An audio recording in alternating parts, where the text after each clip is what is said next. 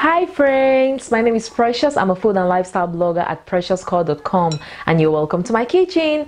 In this episode of Precious Kitchen, I'll be showing you guys how to make egusi stew. Egusi is a seed which is basically pumpkin seeds but white in color. I'm going to be showing you guys what it looks like in a bit.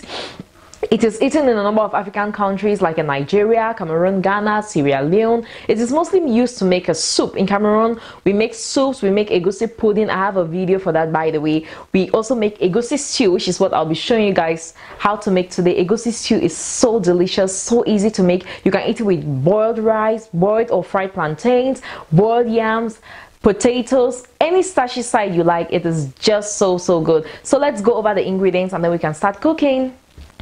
So we need 1.5 cup of ground egusi, and this is what egusi looks like when it hasn't been ground.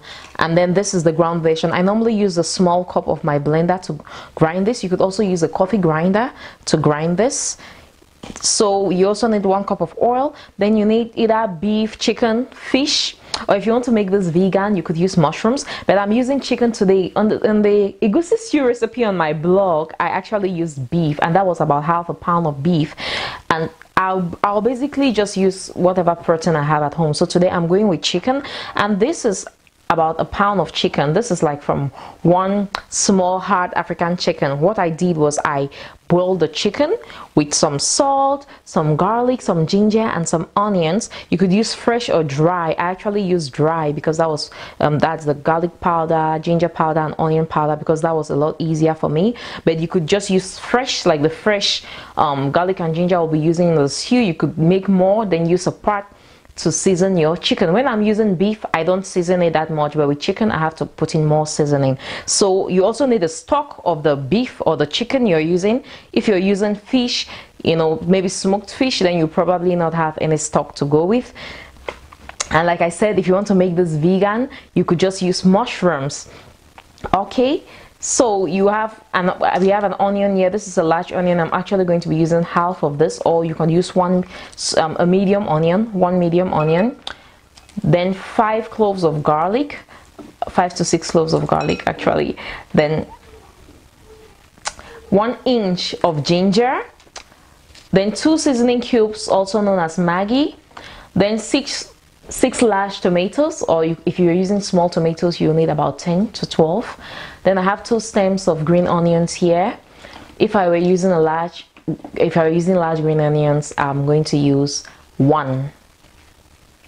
Then salt and white pepper. That's all you need. So guys, let's start cooking. So I have my garlic and ginger all peeled. I'm just going to chop that ginger, put into the small cup of my blender. Then I'm going to add in a little green onions, just because I love to. Oil on my hand. Then I'm going to add in just a tiny bit of water, not even up to a 1/4 cup. And I'm going to close this and blend into a paste.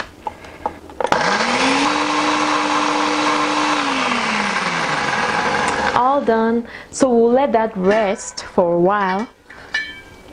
Then we'll start our egusi stew. So I'm turning on my fire to high heat. Then I'll pour in the oil. Then I'm going to chop the onions to saute and equally chop the tomatoes. What am I looking for? These ones, I'll chop these ones much more later. Using half, I'll keep the other half. So I'm going to let the oil heat up for 4 to 5 minutes on high. Then I'm just going to go ahead and chop our onions, which I got from the farmers market. I love the farmers market. I mean, anything I find there that I use, I'll definitely get it. The onion from there is so watery, so fresh. And it smells amazing. So while waiting for the oil to heat up, I'm just going to start chopping my tomatoes, because as soon as we saute these onions, we are going to equally put in the tomatoes. So I'm going to start on that really quickly. So our oil should be all heated up by now, and we are just going to go ahead and put in the onions.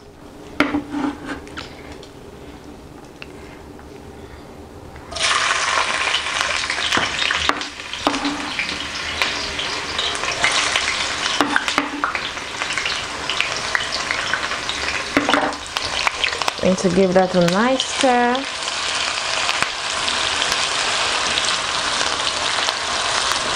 I'm going to let this saute for about 2 minutes. While it sautés, I'll just put an eye on it and stir it, and then finish up with my tomatoes, because the tomatoes need to go right in.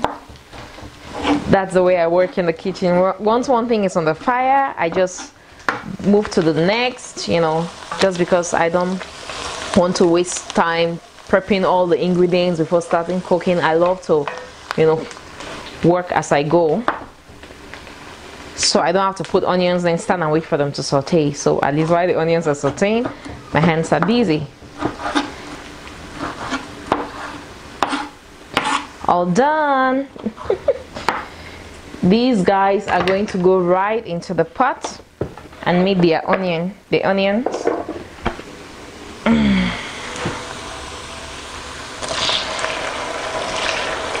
Come here, everyone.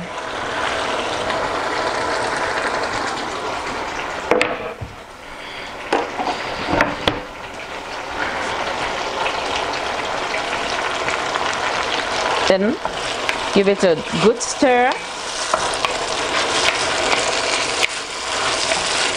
I'm going to let this cook for about 10 to 15 minutes until the tomatoes start sticking to the bottom of the pot and they've shrunk and they no longer taste sour.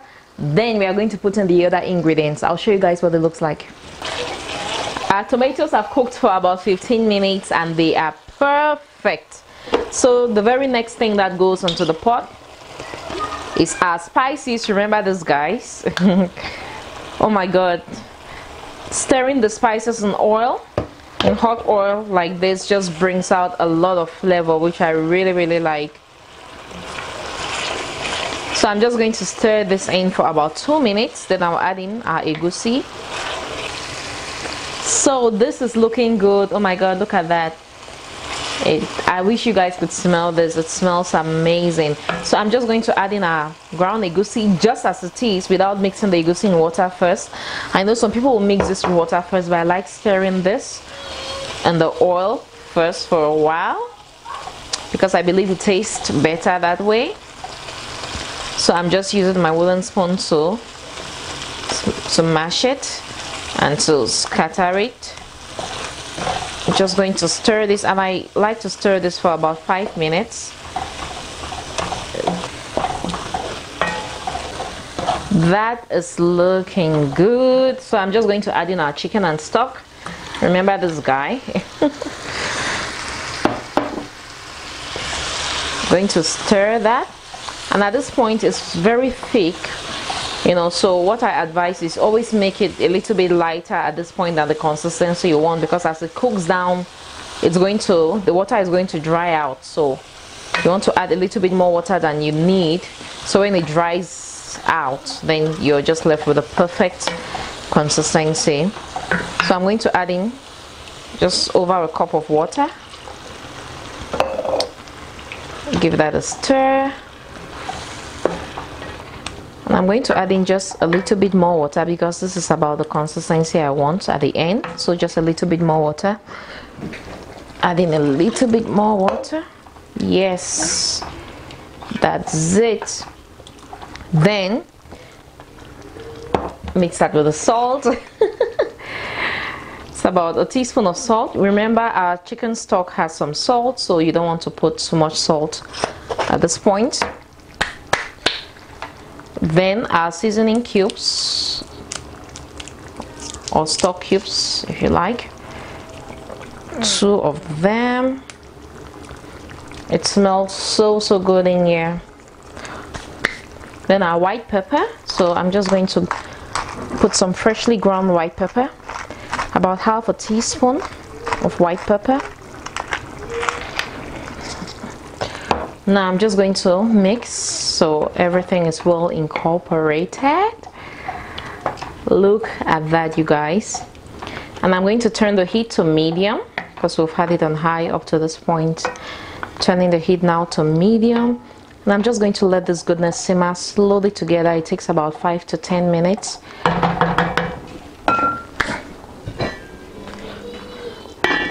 While this simmers together, I'm going to go over and chop my green onions because I'm adding the green onions at the end. So guys, I'm just going to chop my onion, which is like the icing on the cake. I love having it like so nice and fresh in the egusi stew because it lends this element of freshness to the stew.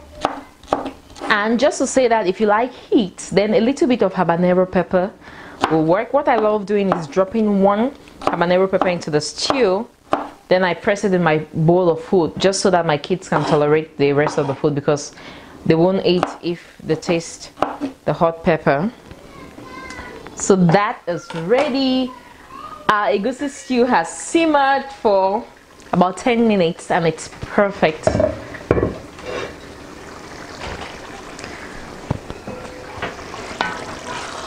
Look at that delicious goodness.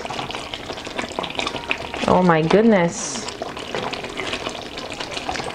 Now I'm just going to add our green onions right on top.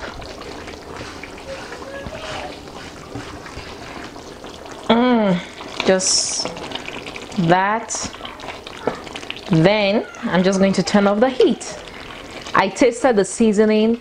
It's perfect. It needed a little bit more salt, which I added, and right now it's just perfect, waiting to be devoured. Time for the taste test. So I have some rice that I boiled previously, and I'm just going to enjoy my egusi stew with this rice. Oh my goodness, cannot wait. Get some of that chicken, that sauce with the onions. Ah.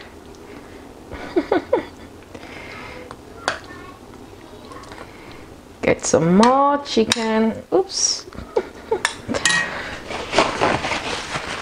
I guess I was so excited.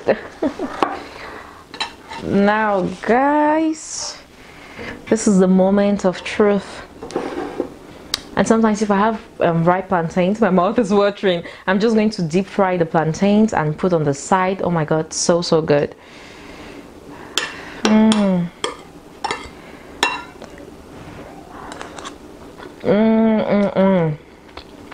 So tasty. It has a kind of eggy flavor to it. Egusi, sometimes people will add egg to egusi because it kind of goes so well together. That garlic, ginger, onion, the white pepper, oh my god, everything just gives it this really delicious taste. This is so good, you guys, so good. And you can see how easy it was for this to come together. If you boil your chicken maybe a day before and save, or you boil your beef a day before and save, it happens. You can make this in no time. So easy, so delicious. You can find egusi at African stores depending on where you live, or you could find egusi at the Asian aisle of African stores. It's normally sold either ground or whole. I love buying the whole version because then I can grind it myself. I always feel like I don't know what is in the ground version, you know. So go get some egusi, make egusi stew, and share a picture with me, maybe on Facebook or Instagram. I would love to see what you guys come up with. Thank you so much for spending time with me. If you liked the video, give me a thumbs up. Also subscribe to my YouTube channel if you haven't done so already. Thank you guys so much for watching, and I'll see you guys in the next video. Bye bye.